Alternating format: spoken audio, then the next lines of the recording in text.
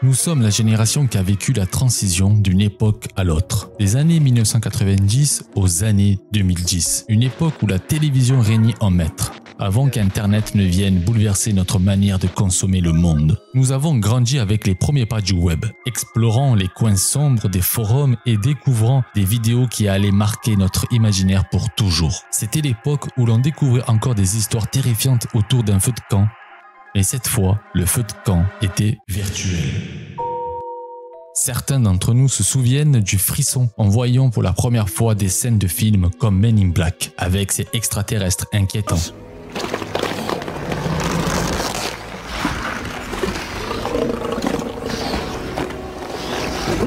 Ou en affrontant des Pokémon dans les versions originales, sans savoir que ces jeux cacheraient des légendes urbaines effrayantes.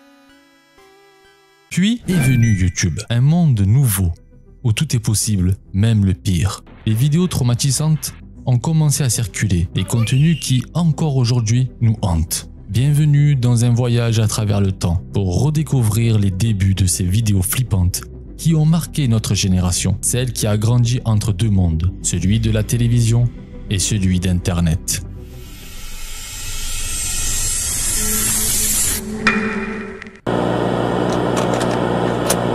Nous allons discuter de la série V, une série culte des années 80, qui a été diffusée dans les années 90 et ensuite a eu un remake dans les années 2000. La série V raconte l'histoire captivante d'un groupe extraterrestre venu sur Terre pour demander de l'aide aux humains pour sauver leur civilisation. À première vue, ces visiteurs ils sont identiques aux humains. Cependant, leur apparence humaine n'est qu'une façade trompeuse. Sous leur peau se cachent en réalité des lézards. Cette série m'a profondément marqué à l'époque. En particulier cette scène où on voit qu'on déchire la peau du visage de cet alien et on voit le visage d'un lézard. Pour l'enfant que j'étais, ces moments me semblaient réels. Je pensais réellement que ces extraterrestres vivaient sur Terre. Surtout quand je parlais de cette série à mes collègues de primaire, on était tous persuadés que ces lézards étaient réels. Nous allons parler de la série Bonne nuit les petits, une émission qui pour beaucoup était un doux moment de réconfort avant de s'endormir. Mais pour moi, c'était terrifiant. Diffusée pour la première fois dans les années 60, cette série suivait les aventures de deux enfants, Nicolas et Pimprenel, visités chaque soir par un nounours, une grande marionnette en peluche et le marchand de sable. Contrairement à ce que l'on pourrait penser, ces marionnettes ne m'ont jamais rassuré. Au contraire, ils me terrifiaient. Leur apparence me semblait réelle et j'avais l'impression qu'ils pouvaient sortir de l'écran pour venir me chercher. Ce sentiment m'accompagnait pendant toute mon enfance dès que je voyais cette marionnette. Incroyable. Parlons des minicums. Cette émission culte des années 90, après le Club Dorothée, pour beaucoup d'enfants, était un synonyme de divertissement et de joie, de rire. Mais pour moi, c'était une autre expérience. Les minicums mettaient en scène des marionnettes caricaturales représentant des célébrités et des personnages de la culture populaire. Ils faisaient des sketchs, faisaient beaucoup de musique et ensuite, ils diffusaient des dessins animés. Mais cependant, ces marionnettes me remplissaient d'effroi. Leur apparence étrange et leurs mouvements exagérés me faisaient penser à des extraterrestres qui avaient pris le contrôle de la télévision et leur seul but, c'était de conquérir la Terre. À chaque fois quand je regardais les minicums, j'avais cette impression qu'il y avait quelque chose de sinistre qui se cachait derrière cette émission. Et avec mes anciens collègues de primaire, quand on parlait des minicums, on avait tous quasiment la même idée. C'est fou de se dire que à l'époque où il n'y avait pas Internet, on arrivait à partager les mêmes hypothèses. Et on n'avait pas de moyens de communication qu'on a actuellement. Je me demande comment cette terreur collective a pu naître sans Internet. La scène de la mort de Krillin, tué par Freezer dans Dragon Ball Z. Arrête! Il est trop faible pour se défendre!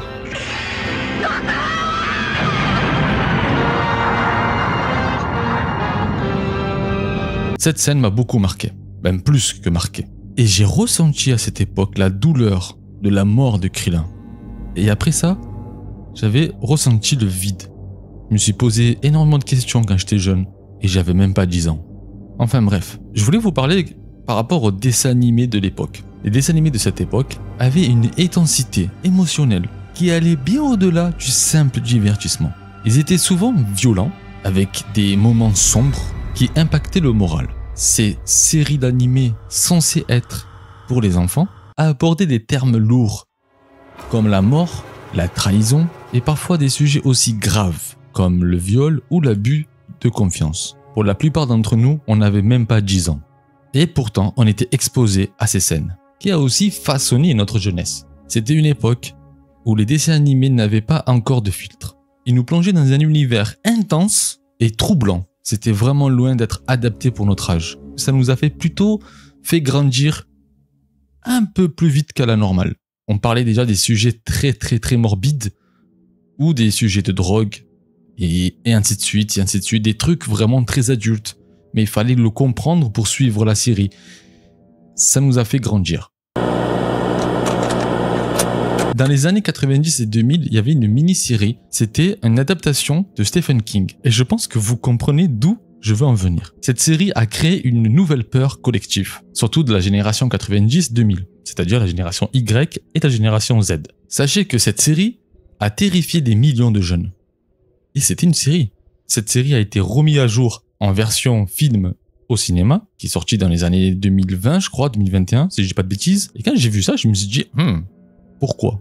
Et je veux bien parler d'une série où le héros est un clown tueur. Vous avez compris, je parle de la série Ça. Ça, c'est très vieux. Jeu de mots très pourri. Bref, ça a créé, c'est la série Ça, a créé en fait une peur collective, la peur des clowns. Oui, sincèrement. Beaucoup de jeunes de notre époque avaient peur des clowns. Parce que quand on a vu cette série, de voir un clown avec un sourire sinistre et des ballons rouges prêts à vous tuer, c'était pas joyeux. En fait, ce clown, ce n'était pas un clown joyeux des fêtes foraines, mais un symbole du mal. Ce symbole du cauchemar. Personnellement, cette série m'a tellement effrayé que j'ai développé à cette époque une phobie des clowns. Et j'étais pas le seul. Sachez que ça m'a vraiment détruit mon enfance, cette série. Parce que je ne pouvais pas aller au cirque parce qu'il y avait des clowns. Si je voyais un clown à la télé, je l'éteignais. Même le clown des Simpsons me faisait peur. On peut dire que ça m'a laissé une trace indélébile. Enfin bref.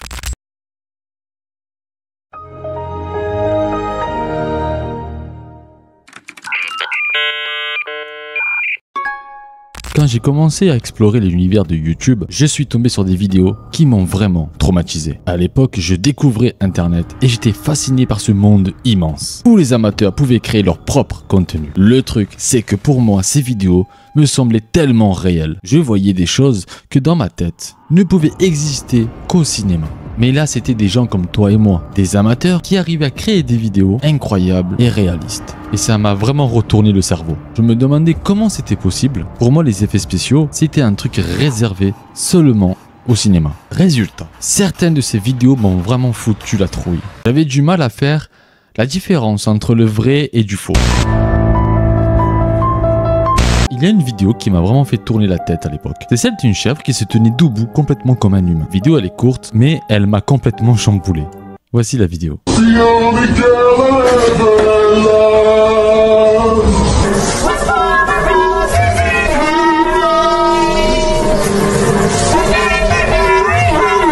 Ce qui me perturbait le plus, c'est que je ne voyais aucun trucage.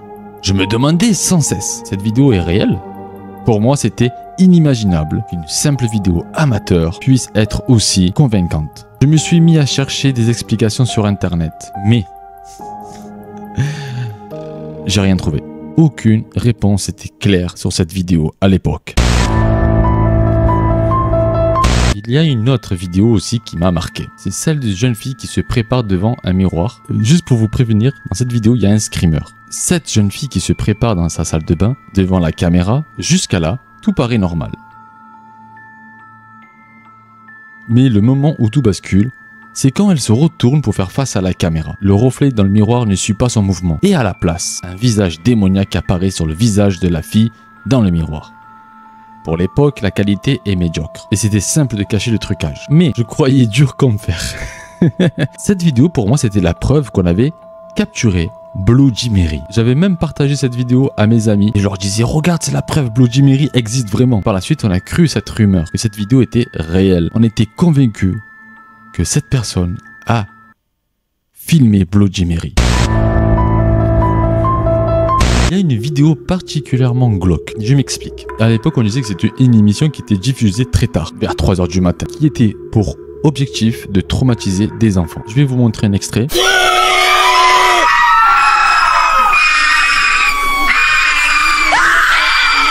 Les cris d'enfants, les marionnettes bizarres. Cette vidéo a le potentiel de vous mettre mal à l'aise. Mais ce qui rendait la vidéo beaucoup plus crédible, c'était l'histoire qui l'accompagnait. On disait que cette émission existait vraiment et qu'elle avait traumatisé plusieurs enfants à l'époque. C'était un sujet de fou. Sur plusieurs forums, les gens débattaient en affirmant qu'il fallait interdire cette émission. Mais le choc que j'ai ressenti en découvrant cette vidéo n'a pas duré très longtemps, car j'ai appris plus tard qu'en réalité, c'était une creepypasta. Alors imaginez-vous l'émotion que j'ai ressentie quand j'ai découvert que tout était une fiction. Pour moi, cette vidéo était authentique. Et je me suis senti vraiment idiot de ne pas avoir su que c'était une fiction. À l'époque, je croyais que les vidéos amateurs sur Internet étaient toujours réelles et que la fiction n'avait pas sa place sur Internet. Attention, cette vidéo peut vraiment vous choquer, d'accord? L'histoire d'une fille qui est possédée et qui allait filmer dans un métro par des amateurs. D'accord? Surtout que la qualité était médiocre. Et c'était normal. Pour les années 2000, avoir une caméra de bonne qualité, c'était réservé au cinéma et à la télévision. Dans cette vidéo que je regarde, on entend et on voit une femme en détresse.